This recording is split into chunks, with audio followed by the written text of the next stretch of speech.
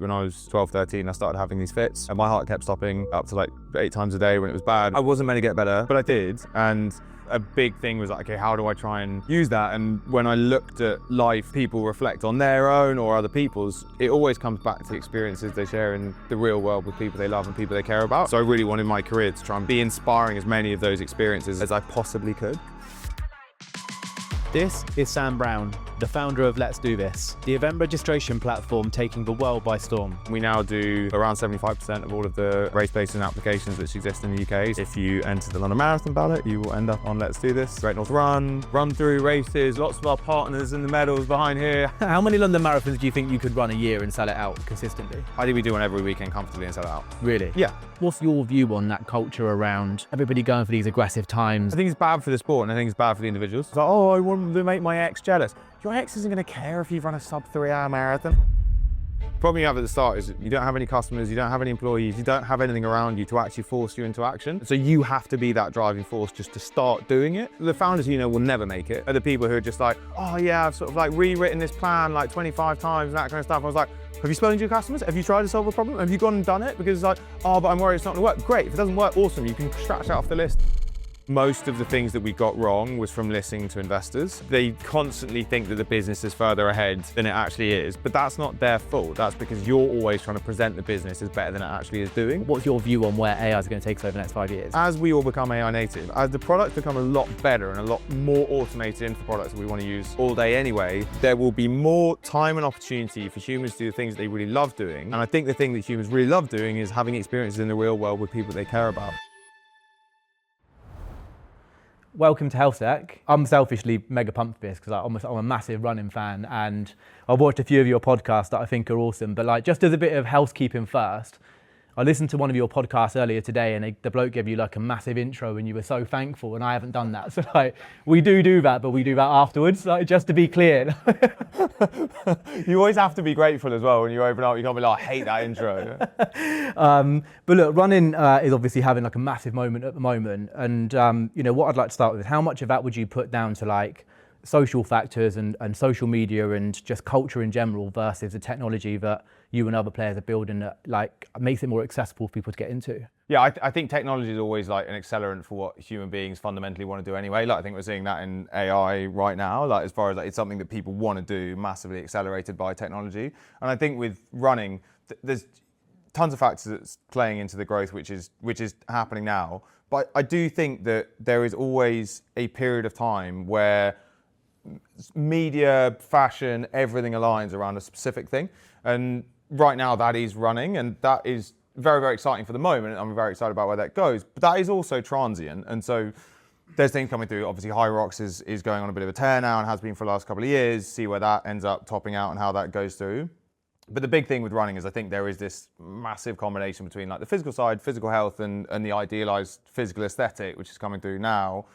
And then also the mental and psychological side of actually people do really, really want to find what's really effective there. And in a world where therapy is pretty expensive and still, I'm a massive fan of therapy and have been in therapy for the last 10 years, but it's still pretty expensive and inaccessible both financially and from an introductory point of view for a lot of people, and running is that therapy for tons of people right now. I totally agree, by the way. I think running is the best free therapy you can get. So Let's Do This, an AI registration platform. So for anybody that's done a mass participation event in the UK and now the US probably will have touched Let's Do This at some point. But people that don't know what you actually do and what part you play, what does the platform look like and where does it fit into the ecosystem? Yeah, so it's an AI operating system for experiences. And really we have 3 core products. So one is an experience agent. So that handles everything from customer service through to marketing, everything really specialized around experiences for participant AI.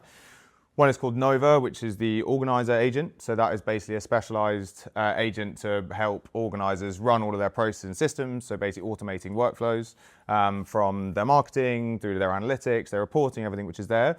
And all of that is underpinned by a registration platform, which a year ago was basically used by humans, and that was kind of the place where it is. We're now seeing 15% of sessions being agents. And we think definitely within 2 years, 95% of the sessions going through that sort of core registration platform will be agents, and they won't be humans as much, and more of that interaction will live within those two two agents, whether that's for the participants in the experience agent or whether that's for the organizer in Nova. Like, I definitely want to dive into that because I know you've got some pretty like radical views on AI and like how the world's going to change and like, you know, what sort of running and discovery for runnings fits within that. But like, let's just kind of roll back and talk about how you got to where you are now. I know that you are, and this is the first time I met you, but like just from this conversation, but also from like listening to another podcast, are super humble. I think you said that you're not that fast, even though you run a couple of like 250 marathons. So like, got a lot of mates who are pretty quick. but like, you know, you didn't have like the easiest start. I know you had some health problems. So like, I'd love to know like what your early journey was, like in a quick snapshot as to how you started, you know, and then got to where you are with starting Let's Do This. Yeah, for sure. I think you see periods of time of misfortune. Often it sort of makes sense later. And yeah, as a kid, when I was 12, 13, I started having these fits. And my heart kept stopping, up to like 8 times a day when it was bad, which was... Well, it wasn't, weirdly, the thing was, it wasn't actually that bad for me. Because I think when you're the one, I think for so much health stuff, like when you're the one going through it, it's kind of, particularly as a kid, like, and I've spoken to a lot of mates now whose kids might have difficult health things, like it's not as bad for the kid. Because like A, you don't really know anything different, and B, like it is actually quite nice to sort of have all this attention and insight, and you get let off classes and lessons, and you don't have to do the stuff that you don't want to do. And like I think actually it's not to say that like childhood illness isn't horrendous, like it obviously is, but I actually think the people who suffer way more are the family, like and because they have both the fact that they have this constant fear which they're trying to shape, and this guilt which is obviously misplaced because no parent makes their kids sick, but you have this feeling of trying to take that away. And so I think it was all right for me. I think it was horrible for my parents and my sister and all the amazing people who supported me through that period of time. But when I wasn't meant to get better, and thanks to my mum searching around the world and found a specialist who was in Australia, I did. But I think there was this kind of thing from an early age that like, I really want to make the most of this life that I'm unbelievably privileged and fortunate to live. And if I wasn't in the UK where we have amazing health systems, I probably wouldn't have and didn't have my mum, I probably wouldn't have got better. And so a big thing was like, okay, how do I try and use that? And when I looked at lives that people reflect on their own or other people's, it always comes back to the same thing, which is the experiences they share in the real world with people they love and people they care about. And so I really wanted my career to try and be inspiring as many of those experiences as I possibly could. And so yeah, that I went to uni and I was very middling in my class, but a good friend of mine, Alex, who's now my co-founder, was absolutely like top of his. And I'd set up a small race series trying to drive the experiences, but then thought there was this opportunity with technology. Alex very kindly came and joined me on the journey, and we were super lucky. We got onto Combinator very early, and actually via Sam Altman, who's now running OpenAI, but at the time was running YC, and I'd worked out every version of his email address and just sent him daily updates for how we were doing, and eventually he was like, okay, cool, that was incredible. Both for what it's allowed us to do since, and also giving us a pretty front row seat on the AI side. And I think we've made a ton of mistakes, but I think when we get a chance to sort of sit back and reflect, we have been unbelievably fortunate to have had the success we have. And the UK now we do most of it. And in the US we started a couple of years ago, and we're now the biggest platform there as well, which is exciting. And then we've launched 3 new continents in the last 6 weeks. It's been exciting. So Australia, South America, and also sort of like more widely in sort of proper Europe, I guess. It's been great to get to where we are today. But it genuinely does feel that we are on the sort of like step one of the ground floor. Like I think we're just working it out now, and that's super exciting, but it's also obviously in some ways frustrating that we couldn't have worked some of it out earlier. When you say like you do most of it, like what does that look like in numbers and like races and people and obviously the obvious ones, but like what does that look like? Yeah, totally. So we always had this 3-phase strategy, so mass participation sports in the UK, and we now do sort of, depending on how you look at the count, but call it around 75% of all of the race placing applications which exist in the UK. So if you enter the London Marathon ballot, you will end up on Let's Do This. Great North Run, run through races, lots of our partners in the medals behind here. Hackney has been amazing. So all of that group, all of Wasserman and everything they're doing, which is amazing. Oh, they've renamed the team now. But all of the triathlons that do there. And then 2 years ago, we started in the US, and winning in the US, the UK company, is, everyone says it's really hard. It's like 100x harder than everyone says it is. It is super hard. I did 125 flights last year. Like, it is brutal. But in the US now, we do, sort of 30 of the top 100 races, which is about twice as many as anyone else. So things like Chicago Marathon, Bank of America Chicago Marathon, we're sort of launching this year. We do big races like Beta Breakers, Peachtree Road Race, one of the biggest out, sort of top 3 biggest out there. Boulder, again, top 3 biggest out there.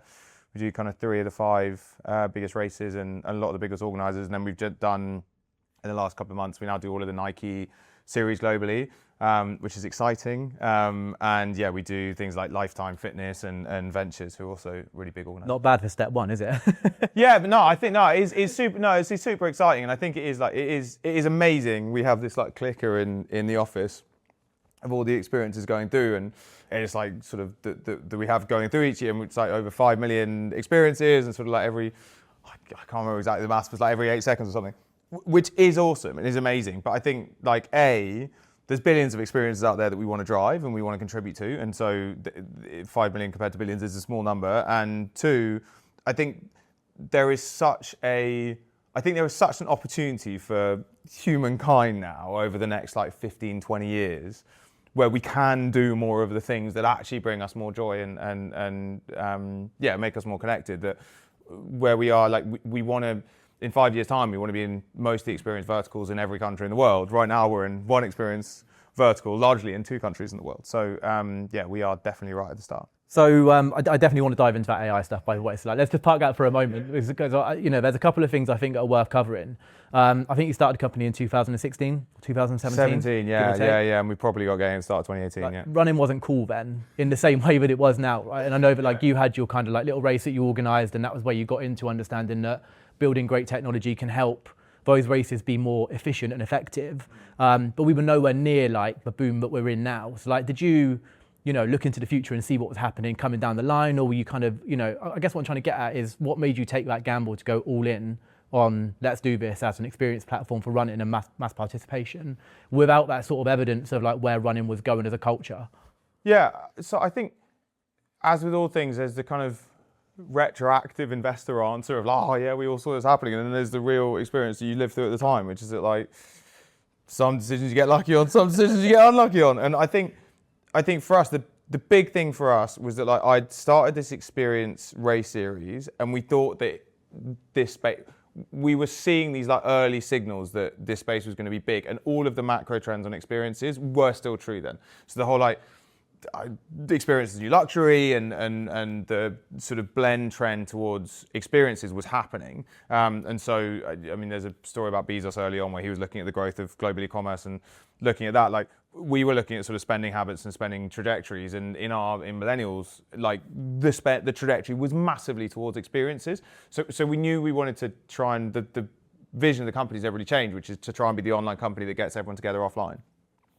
We then looked at how do you actually do it? And we looked at a load of different business models. So we looked at Amazon and Airbnb and all these other, and there's a bunch of stuff I don't love about Amazon, but I think as an operator, Bezos is the best operator of the previous generation. And I think that model that they built, which was like constrain, like get it, obviously for them, it was like get it right in books, get it right in one area and in one specific space. And so for us, we were looking, okay, what is the first experience vertical? What do we want to do first? What can we own? What can we win? And as part of that, running was something which we knew was big and growing, as far as like it was big enough that we could build something there and we could raise capital and all those kind of things, but it wasn't so big that it was massively competitive. So as far as if we'd gone at music events and gone straight at Ticketmaster and Live Nation like head on, and one day I'd love to go and take those guys out, but you don't go and take them straight head on because like they're too powerful, they're too big, and there's too many areas of lock-in, and that business model is really reliant upon the fact they don't just own ticketing, they also own the artists and they also own the venues.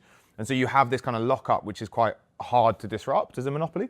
Whereas on the running side and the races side, like you basically have the organizer. Yes, there are permits, but those permits are given to different people at different times. So really, if you do a good job, you can grow and you can scale quickly. And then the final thing we looked at was trying to look at where was the competitor environment moving around to mean that we should be able to try and make a good start at it. And so like Active Network, which used to control and own everything, had just been sold to Global Payments.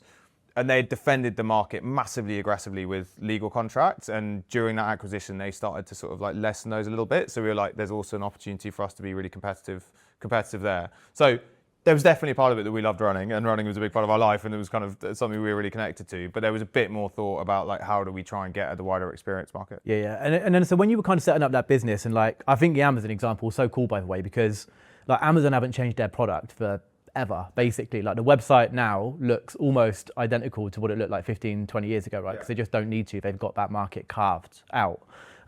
When you were setting up Let's Do This and you started to think about how you could, structure it from a pricing perspective, I guess you could do lots of different things. Like you could do the SaaS model where you're charging organisers a monthly fee. You could do the commission model, which is what you've chosen. Like, how did you think about the best way to price it to get the right market share? Yeah, totally. So I think the first thing is, the world has changed a ton over the last like 7-8 years, and like there's this insane thing happening in YC now where everyone is selling into the enterprise in a way that, like, as a startup, you didn't used to be able to do enterprise deals in any way because they were just like, who are you, sod off, I don't care about like your tiny little company. And so you had to try and find a wedge, is like, how do I get enough like credibility and enough value to be able to go from there? And there's a great image of how to build a startup, which is like, if you want to build a car, you don't put the wheels on it and then put the chassis on it, whatever, and then you end up with a car, because you're not going to get the capital to the point, the car's never going to come into existence. Like if you want to do it, you build a skateboard and then you throw the skateboard away, and you build a scooter and then you throw the scooter away, and then you build, and you do it so you have, it's more wastage, but you have something every single time. And when we looked at our earliest pricing, we couldn't convince people to let us run their whole systems because they were like, this is massively mission critical, there's incumbents, and we don't want to go and take business risk with all of our key infrastructure on a company which, who knows whether you'll still be here in 2-3 years' time. So we started really from the listing marketplace side, which I think is increasingly going away with AI. But we started saying like, right, we'll build out listing, search and discovery, get enough traffic and enough volume that actually organisers will listen to us because we have enough runners that are there and there's enough people which are there from that side. And we would price that based on a percentage of tickets sold to the platform.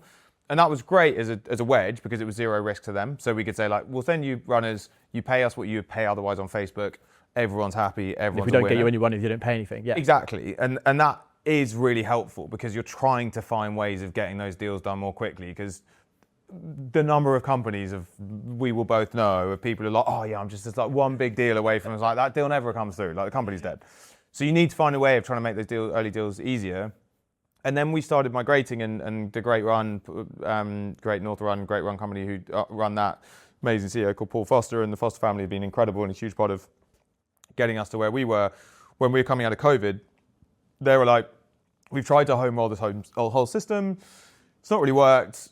Can we do something with you guys? Can you go and try and take everything across? And it was a bit of a Branson like, say yes, trying to work it out later. And we're like, yeah, sure, we'll do it. And then it was a lot of work to get that right and to get it into a really good place. And we had every single time you go through, the expectations get way higher. Like you go to the US, the expectations are way higher again. But then by that stage, we could start saying like, okay, we are now running enough of your business. We can take a core percentage on all of the transactions and all of the volumes that run through. But then pricing's changed, so that was kind of the last, I guess, 5 years for us really. And then pricing changes again, because pricing now is moving much more towards outcome-based pricing. It's much more around like, I think this seat-based token usage side is kind of flowing through a bit, and it's much more around on the application layer where we sit. It's much more around like, the actual work that you get done for people. Did I resolve this problem that was there, and then price based on that? So it's sort of, we're kind of going through the third stage of evolution on pricing. Rather than you kind of like paying to leverage the platform, it's paying for the outcome that you're getting from the platform. So like, how do you start, from a business perspective, when you go to, so you kind of start off early, you go to all of these smaller races, you, I guess, prove the concept, build the wedge. Like, how do you start those conversations with the bigger races, like the Great Runs, and ultimately then the London Marathons? I think you have to realize that the product that you think is amazing is great is almost certainly not. And so like you have to find any way of trying to build value for them, whether it's in your product or whether it's in anything else you do. So when we're doing the Great Run Company deal, there's for instance, about 2 weeks before, I don't think it was actually Great North Run. I think it might have been Great Business. It was one of the other races. They got locked out of their Instagram account, and their Instagram account essentially got deleted. And I was talking to Paul every day during the period of time, and he was like, "We've got this problem, no idea what it." And I spent like 2 days like on the phones, going to their offices, whatever, just anything that I could to get the Instagram account unlocked, so that they got their Instagram account, so they could communicate with their runners.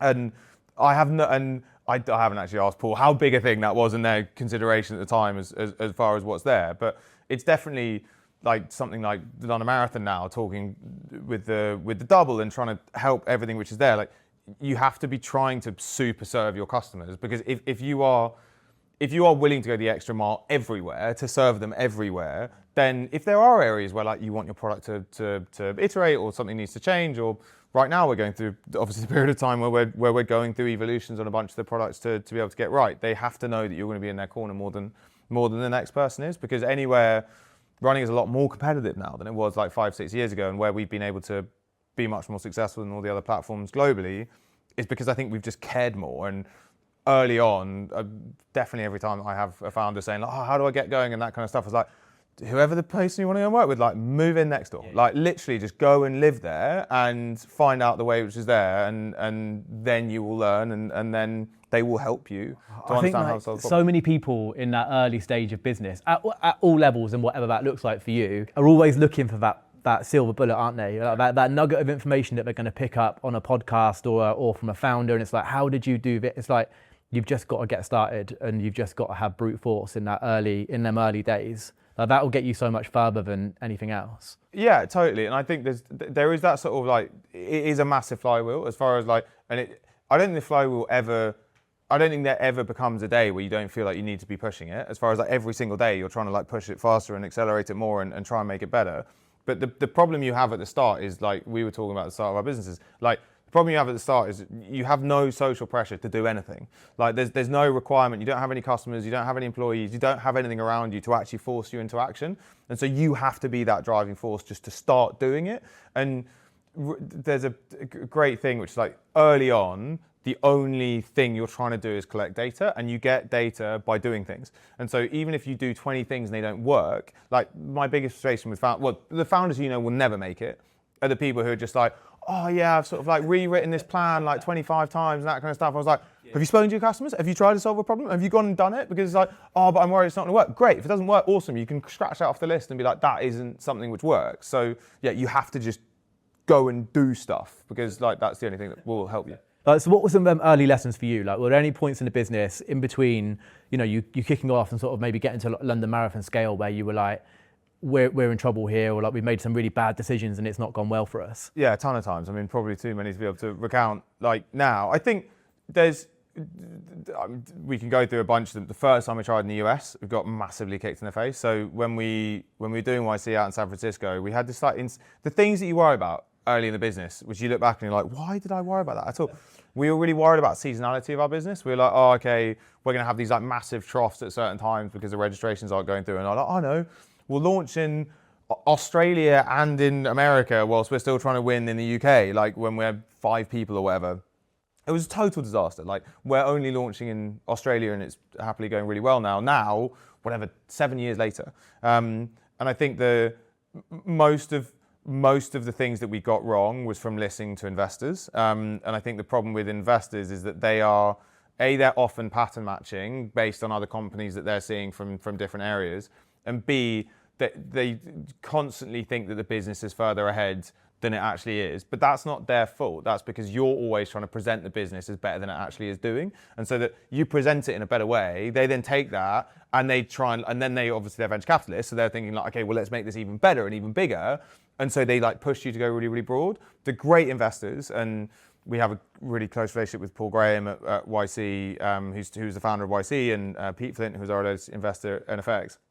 They were like, back to the constraint thing. There's a great story of him talking to Brian Chesky when Airbnb was on YC, saying, okay, where is anyone using it? And Brian was like, kind of nowhere. And he was like, well, anywhere? And there was like, yeah, there's a couple of people in New York. And he was like, okay, go to New York, make it work there.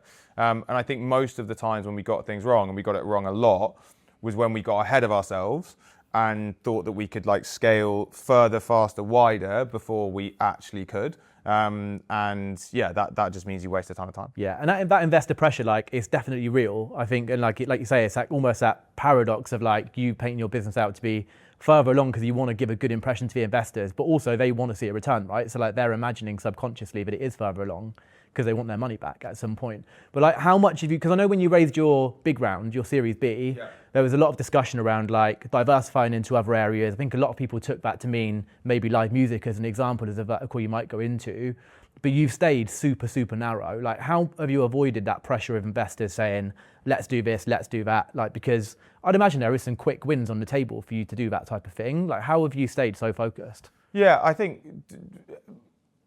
necessity really, as far as like when we look at, and that we are next year we are starting to broaden out and we are starting to expand there, but I think it's getting anything right is so hard. Like, and I think it's one of the things where everyone really worries about like competitors coming through, and it's like, mate, if it's that easy, you're done already. Like, it is so hard to build something really, really good and that's really great, and you have to understand the problem like so deeply. And I think something that we definitely underappreciated was how big a muscle building a muscle to go international, how big a thing that was going to be. Because the number of UK companies that actually succeed in the US is tiny, like tiny. And there's loads of reasons for that. One of the big reasons is that like we all think about the UK as a country and we think about the US as a country. And like in reality, like, no, if you think about UK, it's California. Like California is like the thing, like you have to constrain it down into all these constituent parts, but you have to go through this crazy new journey of trying to do that really, really effectively. That we saw that we could kind of go one of two directions. One was to go like expand out in the UK, go to new verticals and go and do that, or expand internationally. And the problem is, and we could obviously spend a lot of time talking about the plights of the UK, but like the UK is just a tiny market and it's really, really hard to, I mean, California is a bigger market than the UK is. So if you do stay in the UK, the chance of you genuinely building like a really defining massive global business and sort of building a multiple $1 billion business is extremely hard, unless you're in energy or something like that, where it's just the TAM is so big that you can get away with it. So we were like, actually, we don't want to go and do all of these like wider things. We want to expand massively there. The other thing which happened was like the GPT moment happened. And so there was this huge thing of like, okay, the way that I had the sleepless nights that probably everyone in software had around, we're not going to have a business. We waste all this money building something which you could do super quickly now. And then what's been exciting has actually been like, no, actually all of that stuff allows us to play in this much bigger game where we can serve clients in much, much more intricate, more complex, more impactful ways than what we could do before. And so that then again said, right, the work that we thought that was done here is actually really not done yet, and then we can go there. And I guess the last point, to your point at the start, was running also was on a bit of a tear and growing at a pretty crazy rate. So that was pretty cool as well. Yeah. Mate, and I don't think it's going anywhere anytime soon. I mean, I do think people are starting to fragment into maybe different types of endurance events. I mean, obviously the Ironman thing is now kicking off, and triathlons and different types, but like that mass participation market is only going in one direction as far as I can see. Yeah, I think it definitely is, but I think it's not going to be linear. Like as far as like, I think it will come in ebbs and flows, and I think there is a challenge right now, which is that like a lot of the focus of the growth has been around a small number of races, which you basically can't get a place in anymore. So I mean, we did 1.35 million applications to the London Marathon this year.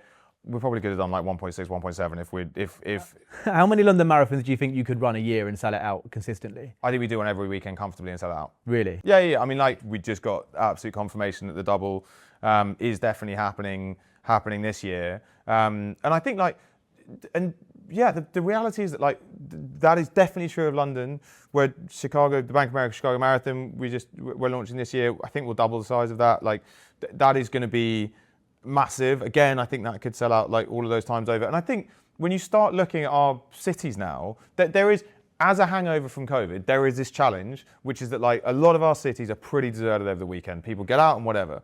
And then like it's hard to say that the best day in London is not London Marathon Day. Like, I know, it's amazing. It is. I think it is the best day in London that happens every year is London Marathon Day. And it is like whether you're participant, spectator, whatever. Like it is just like an incredible day. And yeah, I think we could do I think we could do two every weekend. I think we'd sell all of them out. So look, I think we've got to talk like a little bit about running. I want to get back to the business stuff and cover the AI stuff. But like running is, I think, like it's having this massive moment and everybody wants to get into it, but it's definitely getting a bit more serious. And like we have a quick chat about, you know, the over optimization of running and like really taking the fun out of it and everybody going for like a 3-hour marathon. Like what's your view on that culture around influencers in running and like everybody going for these aggressive times and you know and everything around that? I think it's bad for the sport and I think it's bad for the individuals. Like I think there's the number of my friends, people we care about, you were sharing some of your experiences before, of people who have gone and like frankly ruined unbelievable opportunities and unbelievable days because they're chasing an arbitrary time which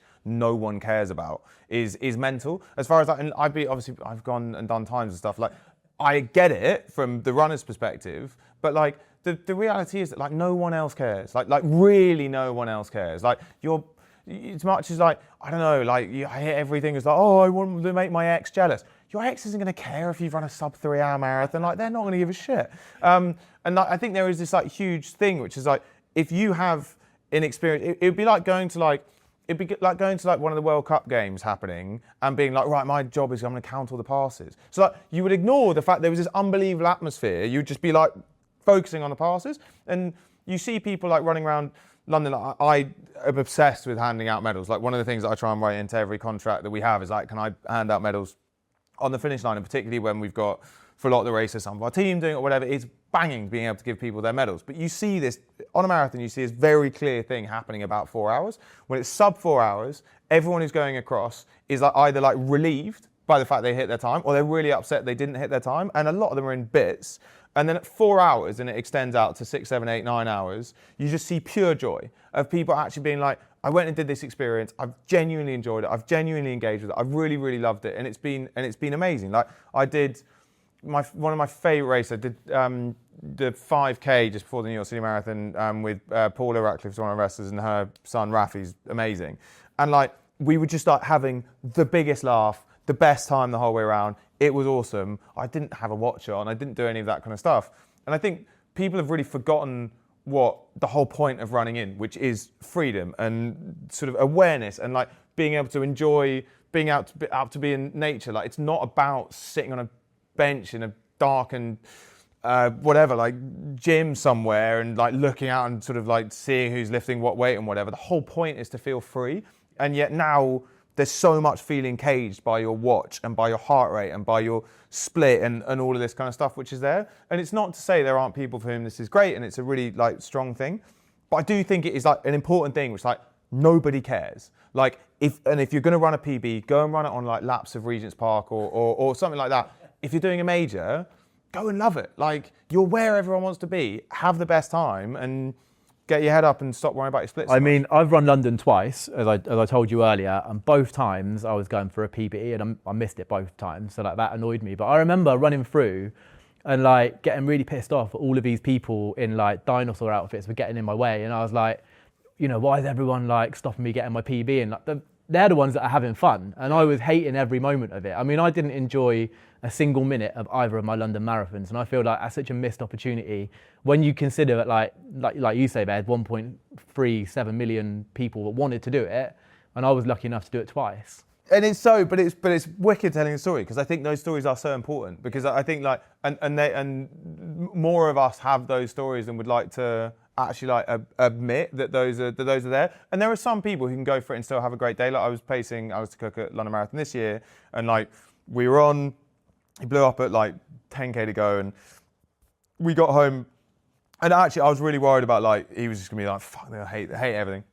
But he was like, "No, you know what? I actually genuinely did really, really love the day, and it was really great and whatever." But like, he's also achieved some other stuff in his sporting life, which probably is a bit bigger than whatever he was trying to do on the marathon. For like so many people, their entire life becomes about that one day and that one time, and it becomes at the detriment of their relationship and their health and all of these other things. Like Faye on my team was having a conversation about like the number of our friends who have ended up with like stress fractures or ended up like really pretty injured, when it was actually like, you know what, like you as you were saying, you are doing something which everyone wants to be doing, like is an amazing experience. It's like one of the best days you're going to have in your entire life. Like, you're not going to remember what time you ran. It's not going to matter. Like, and no one else is going to care. Just like be in it and just enjoy it. And if you want to run a PB, that's wicked.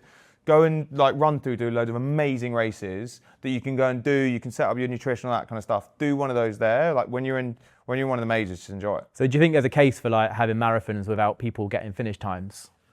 Yeah, it's interesting. I mean, like there are actually like there are quite a lot of those kind of things that are coming through and what's there, and it's interesting. I was giving like the opposite advice like a bunch of the High Rocks guys, where I was like, with High Rocks, I think one of the things which is going to matter about whether it like continues on this explosion or not is the fact that like the times need to start mattering. Like it needs to matter when you go into the office and you say you did an hour 5 or whatever. People need to know what that is, and so like there is from a corporate, from a, I guess, Organiser development side, there is value in times, and you saw all the races that are growing like crazy. I know you did Valencia. They're the crazy flat courses that are doing especially well, and the harder courses aren't seeing quite like the same level of growth.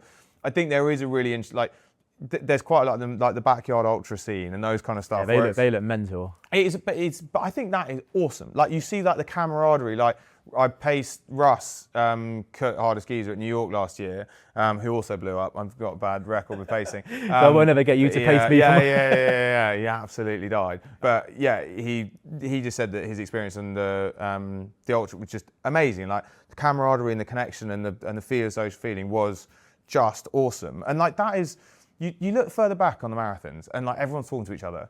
Everyone's like actually just like looking out, they're seeing their friends on the sidelines, they're stopping, they're having a dance.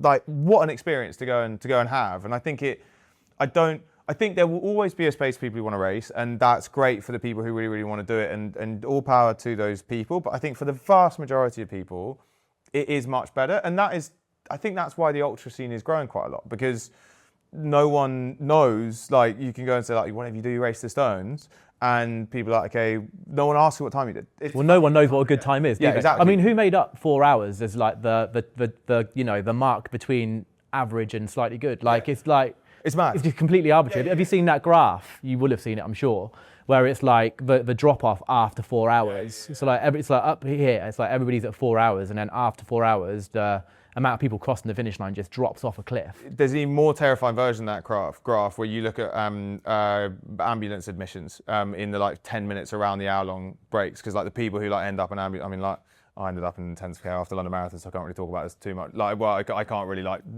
criticise or whatever. But but yeah, they like around those like hour-long parts, also when everyone ends up getting in intensive care and put in an ambulance. Yeah, it's nuts. I mean, I like the ultra scene, and those backyard ultras in particular look amazing. And like you say, the community, because everybody's running it together, aren't they? Like everybody's helping everybody else get across the finish line. Whereas I feel like in races, it's maybe not that much.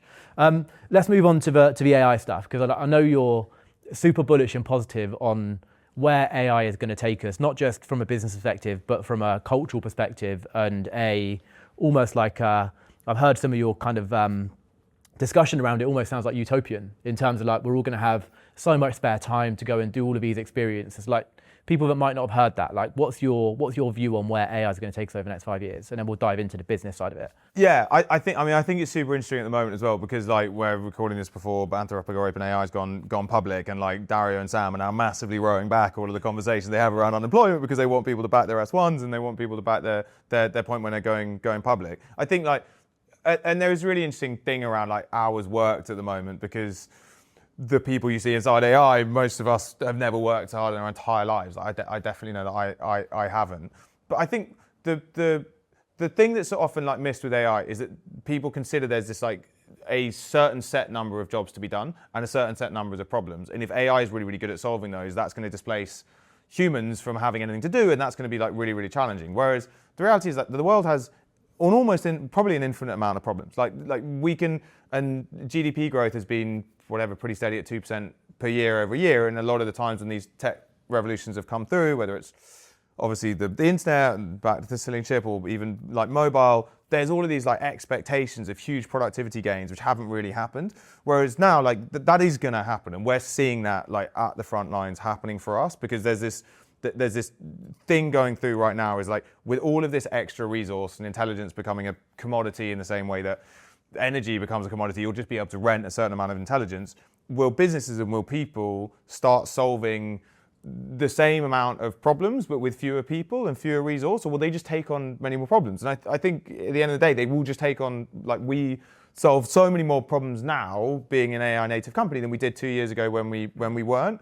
And I think that will usher in this like crazy level of abundance. It won't be there isn't work to do if you want to do it. It's just that we will see such high levels of GDP growth that you will be able to have universal high income. Like people, like you won't need to work if you don't want to. That might be 10 years away, that might be 50 years away, that might be 60 years away. But I don't think it's further away than that from happening, because the challenge, I mean, what we're seeing now is that the challenge no longer is the technology. Like the technology is basically good enough. Like we're recording this around the time that Fable got released and then got pulled by the US government. But I don't need for my job, and I'm working closer to the frontier on AI than most, like Fable. Like I was like actually Opus 4.8 is good enough, and I saw you post some interesting things about it and things on that. But like it is basically good enough. The problem that we see now is basically a human adoption problem. And I think what will happen is that as we all become AI native, as the products become a lot better and a lot more automated into the products that we want to use all day anyway, our ability to be able to have much higher leverage will come with a bunch more time to be able to do that and a bunch more resources to be able to go and access that. And I think we will see this explosion in experiences. Like I am nervous about the narrative which all of us are telling on AI because it suits what we want to do, and I think this whole sycophancy of the AI is constantly telling you what you want to hear is like a real problem. Like I'm constantly seeing Claude just tell me the answer that I want rather than actually really thinking through things. But I think there is a fundamental reality, which is that there will be more time and opportunity for humans to do the things that they really love doing. And I think the thing that humans really love doing is having experiences in the real world with people they care about. And so I think we will see this explosion in experiences. And I think that will happen, pretty quickly over the next like 5 to 10 years. Do you think that because there's a bunch of things within that landscape, right, that I think are really important to humans that when we get to that place, we won't have anymore. So a couple of them off the top of my head are like purpose, ability to think critically, which like I already see now people that just don't think for themselves. They just outsource all of their thinking. And so when it comes to, like when, for example, they've just taken Fable away. If people started to take all AI away, people would be pretty fucked, I think, at the moment. So like with all of those kind of key things that we take for granted in our lives now, like how do you think that kind of shapes who we are as people in 50 years time or 20 years time, 10 years time maybe? It's going to be a huge challenge because so many of us get our purpose or meaning or status or whatever from our works.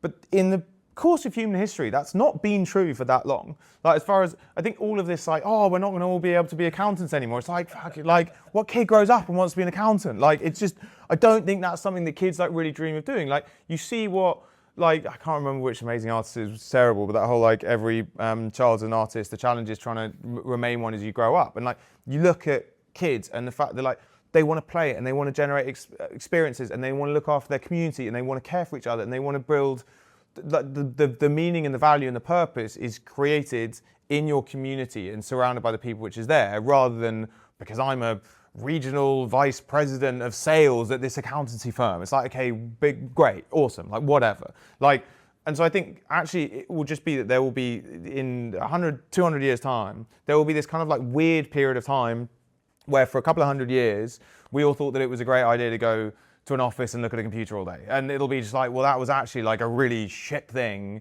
for everyone's enjoyment and joy. And I don't want to underplay the fact there are massive risks. I mean, Fable got pulled supposedly because there are all these like jail safes and for cybersecurity or jailbreaks and for cybersecurity and that kind of stuff. And there are going to be challenges along the way. And there are likely to be short-term hits in certain levels of employment in certain areas of the market. But I think the amount of work and opportunities that will come off the back of it will be incredible, and the opportunities for us to anchor our purpose and our meaning in things that actually like mean things to humanity, rather than these like random titles which our capitalist overlords have told us mean a ton so that they will convince us to go and work 100 hours in a week in an office, will go away and like good riddance. Like I'd be psyched for that go away. Yeah, no, 100%. I think people will look back in like even probably 10, 15 years and think, what on earth were they doing? Like it just the way we lived our lives for the last 20 years is a bit ridiculous. How are you thinking about that like as a founder and like building your team and your business in this kind of ever-changing world of, I guess as a founder, like you used to kind of work by OKRs, and you'd have like these, annual goals, and you might have one annual North Star, and then every quarter you'd sit down with your team and be like, look, we're kind of tracking this far and that far. But like the world's changing now every 3 months or less. So like, how do you begin to think about that as a founder and plan and build the team around that? So the first thing is that like I think you still have to have frameworks by which decisions happen, because I think what you've seen over the last few months is this like crazy level of token usage. Everyone wants to go and use tons of token, do token maxing, and then they've realized that, I can't actually see the ROI of this, and we're coming at a time where like Uber's just massively hammered everyone on token limits and usage of what's going there. And I think what's happening now is much more like, okay, where is the ROI on this work? And there's a bit of I think AI, the whole like sort of Gutenberg Bible, like printing press stuff is quite a good analogy for what's happening with AI, was like suddenly everyone can produce a ton of code. That doesn't mean all of that code is any good, and most of it is rubbish and isn't helpful. And so I think you still have to have these like frameworks by which you know what direction you're going in. We still run off OKRs. And I actually think they become even more important, because I think the way that it's going to go is that these teams become much more outcome driven, where they own the outcome end to end. So rather than you seeing kind of how companies used to be operated, where you have like the sales team here and the marketing team here and the product team here and the engineering team, design, data science team, or whatever in those units, it'll be much more like small person teams which own very specific tasks on their own end to end to go and deliver and achieve an outcome. And if they are delivering and achieving that outcome, they will get more resource based upon that, what they want. But that won't necessarily end up being like the sort of wider structure is there. And I think the way that the team that I talk to, TAN, is 11 Labs. We moved the office to be next to them. I think they're the top AI company in Europe at the moment. And Luke Harry's who runs growth there, who's awesome. I think it's really interesting the way that they are setting their teams up, which is when they're launching new projects or whatever, it's one person. Like they will go and say, one person, this is the outcome, go for your life. You can use as much of the core infrastructure as you want, but you don't have to use anything, so you can walk over. And then the challenge, I think, organizationally becomes like, how do you manage everyone treading on each other's toes and people getting upset about other people playing in their sandpit? And I think you just have to have quite a high tolerance level for the fact that like there is going to be people standing on each other's toes, because you are planning to run in this much more, there's an analogy of the sort of Marines versus the police. I think we've been running companies like police forces for a while, where essentially everything is, or a good mate of mine, Tom Blomfield, who started Monzo, talks about kind of like the Roman Legion, where you kind of have this like, this sort of like waterfall of information which goes down into different teams. And like, it's going to end up being much more like a Navy SEALs Team 6, where people can operate individually to go and do things. And that will mean that there's cross conflict but what you get from speed and from a really aligned vision will be better than trying to map everything out into an organization. Yeah. So you've got a bit more crossover and a bit more kind of stepping on each other's toes, but the net output is just much higher, and so you can afford to kind of trade off in that respect. How are you thinking about, even kind of bigger questions like fundraising and like what you need from investors and all of that, and sort of balancing off what teams might look like in 6 months when things are becoming much more agentic, and maybe you won't need 3 people, but you'll need 1 person who can do everything full stack? Yeah, I think a lot of it, so blissfully, we obviously raised a lot of money, done a lot of funding rounds and spent a lot of my time doing that. I'm blissfully in a situation where we don't need to raise again, so happily basically at profitability, which is super exciting. And so we don't need to, which is great, which I think is a really important situation for the vast majority of business to be in. Like, fine, if you're, if anyone's going and trying to build another foundational model now, like good luck. But like, if you're doing something like that where it's like, okay, whatever.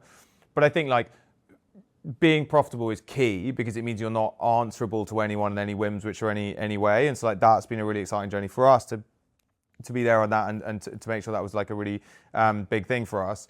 When it comes to the fundraising landscape, I think a lot of it ends up being how effectively can you run the core organization to mean how many problems can you go after at once.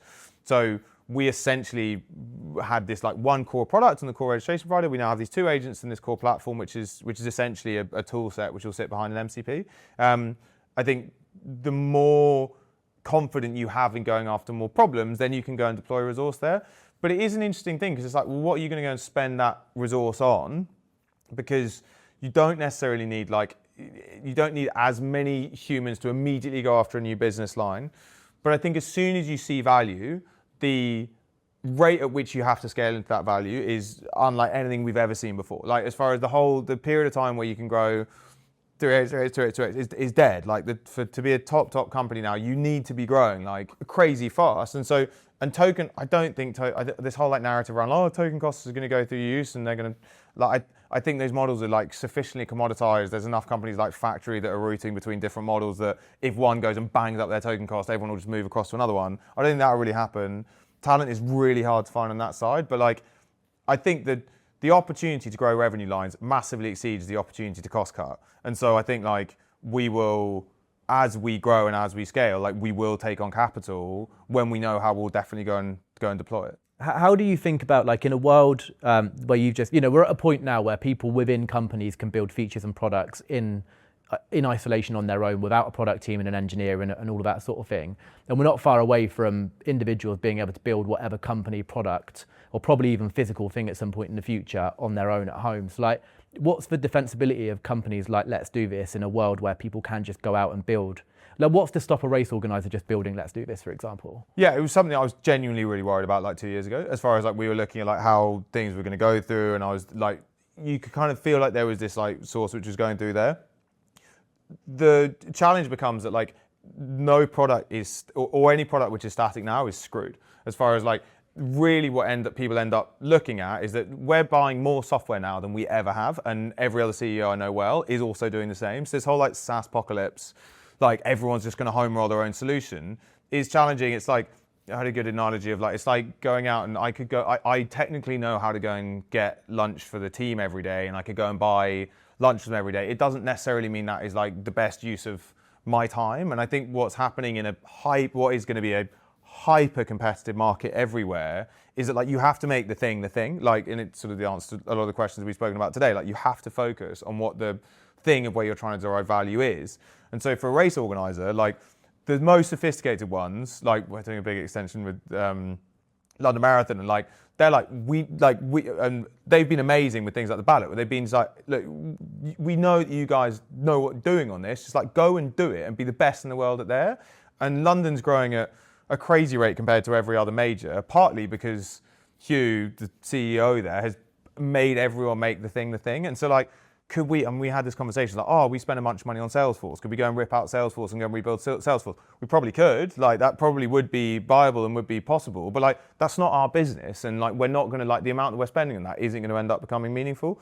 And so I think what ends up happening actually is that you will get, will some people try and do it themselves? Yes. Have they? Yes. Have they all end up going back like 3 months later? Yes. Because it's like, it's, I think there is this massive thing, which is like what are you going to be the best in the world at? Because it's almost just like Kantian, well, sort of like Platonic, like kingdom of ends sort of thing. Like the most elite version of everything will pretty much exist, and so you either have to be that, or like don't go and try and like build it in some ways. That doesn't mean that there aren't like certain companies that I think if you have something which is like a thin feature, which was probably isn't a product in its own right, is that going to get consumed? Like, yes, it is. Like there's a bunch of SDKs or software developer kits which we used to use, which we do now home roll into the product now, particularly around like analytics and stuff that Claude does incredibly well. But if you have a full featured product and you're moving faster, by the time someone can go and clone what you're doing, you're miles down the road as far as like what's there. And I think that is ultimately where we've seen, at the same time that the dominant narrative has been like, people will move away and margins will be squeezed and that kind of stuff, we have seen our growth accelerate and our margins increase, and every other company who I know is similarly to where we are, like really investing hard, has seen exactly the same. Yeah, I think there's like, and also there's just the doom mongers on LinkedIn that are shouting about, I ripped out my entire sales team, and I think it's all a bit, I think it's nonsense, a lot of it. Like, and people don't get held to account. Like the Klarna CEO, like he went really, really big. Like Harry Sterling's a great mate, and like he went really big on that podcast, and it sounded great on the podcast. Like, we're like slashing our spend, all this kind of stuff, or whatever, we're slashing, and like they've hired them all back. And like, and you look at sort of like a bunch of the companies that have like slashed teams and that kind of stuff, it's like, actually, most of that was because you were whatever, you probably were like, and a lot of companies were like, we definitely made a bunch of these mistakes. You were overly bloated coming out of 0% interest rates environments where like there wasn't a lot of like look on spend, there wasn't a lot of look on profitability, and you needed to like right size, and everyone's saying like, well, it was AI, and you're like, it wasn't. Like, it's just the fact that, like, and it might be that what you need is changing, and the people who are adopting AI most effectively become much more valuable than the people who haven't. That's definitely true. That is definitely happening. And I think we all have a responsibility to be the most AI-enabled versions of ourselves. But, like, actually, the productivity and output are up, and most of the place where they're being slowed down is from human adoption inside customers rather than from what the technology can actually do. 100%. What's next for Let's Do This? What have you got on the roadmap over the next couple of years? I know that the US is massive. I know that there's a few things you were going to tell us about that you might be able to or might not be able to. So, like, what have you got coming up that's gonna really take you to the next level? Yeah, so really the focus for the rest of the year is like international expansion. So we want to get it right in every market across the world, in the same way as we've basically do what we've done in the UK in every market across mass participation and across running, and that is like primarily a organizational challenge. Like the products are there. Like, we're definitely a long way ahead of all of our competitors on that side as far as when it comes to those areas. But, like, we need to be the best possible partner in every country that exists across the world. We are then going to be looking at what are the next verticals that are coming up that we want to expand. A lot of our customers now have experiences in different areas that they want to start us taking on and start moving into, and start looking at how that can expand and how that can grow and can scale out. We've got an exciting couple of weeks coming up now. By the time this comes out, it would have been announced, but the Double London Marathon got signed off yesterday, and so we're gonna that's gonna get announced next week, and we'll be drawing that. And I think really for us, a lot of the focus is like, how can we take what we've achieved with when we took on London 3 years ago, they were doing kind of like 300,000 around applications pretty much every year. We went to like 460,000, 860,000, 1.1, 1.35 million this year. Would have gone higher if we hadn't sort of stopped pushing off 3 days. And I think London now has more applications than every other major put together. We want to, we've got exciting plans with a bunch of the majors to really go and grow that group out pretty quickly, and Exciting stuff. Well, look, we've got a few rapid fire questions and then 3 closing questions. What's one metric that you track religiously? Growth rate. Nice. What's the best money you spent on your own performance? Therapy. Coffee, salt, or sleep? Sleep. What do you think about this electrolytes craze? Nonsense. It is absolute nonsense. Like, it is nonsense, and it's sort of like, and they're like, I think what's so insidious about it is it's like a bunch of like brands who I do actually genuinely think have done a load of cool stuff with branding and that kind of thing, but it's like you don't. It's like a bunch that no one was running with gels 4 or 5 years ago, and like I think the science on that is genuinely good. Like, as far as I have experienced massive more joy from running, from being like well fueled. I don't see anything from the electrolyte stuff. Like, I've gone and had all my bloods and all that kind of stuff tested, and when you raise it, like the genuine performance people like laugh at you and be like, mate, if you're not Sebastian Sarwell, I wouldn't worry about it. I think it's complete. I think one of the things which is dangerous about it is a bunch of the brands that do a bunch of other stuff which are really, really legit are jumping on this as a craze, and I think over the next 2-3 years everyone will be like, this is nonsense, this is just like nicely flavoured water. Yeah, exactly, and it'll burn their brand equity on a bunch of the products which were actually good. Yeah, I couldn't agree more. Who's one founder that, I know you've had dinner with a bunch of founders, who's one founder that you haven't had dinner with that you'd love to have dinner with? I haven't met him, but I haven't had dinner with Elon Musk, and I think like... That's nuts. I heard that the other day that you'd met Elon Musk. Where did you meet Elon? I was at a party in Malibu when Tesla... I know, it was an amazing friend who had taken me, and then, like, when Tesla were going through their like proper thing, I was like ordering at a bar, and he was just like ordering next to me, and we had a chat. And it also is like, it's the best insight into like the fact that that being a CEO is a terrible job. When I was just like, so how is it? He was like, mate, we are in the trenches. I'm absolutely hating my life. And I was just like, oh no. Like, one of the people who I like whatever, you're just like, when you're doing as well as you are and you're still hating your life. Like, we all get out of bed the same in the morning, don't we? 100%. Marathon, High Rocks, or Ironman? Marathon. Who's had the biggest impact on you? Can't be friends or family. Pete Flint. One habit that you have around rest, recovery, or work people might find surprising? I eat an orange ice lolly every single night before I go to sleep. I'm going to get ice lollies for this. Who do you think I should have on this podcast next? I think Charlie Allen's good crack. Okay. He runs Friday Night Lights, and I think they're exciting. I think that's all we've got time for, mate. Thank you very much. Amazing.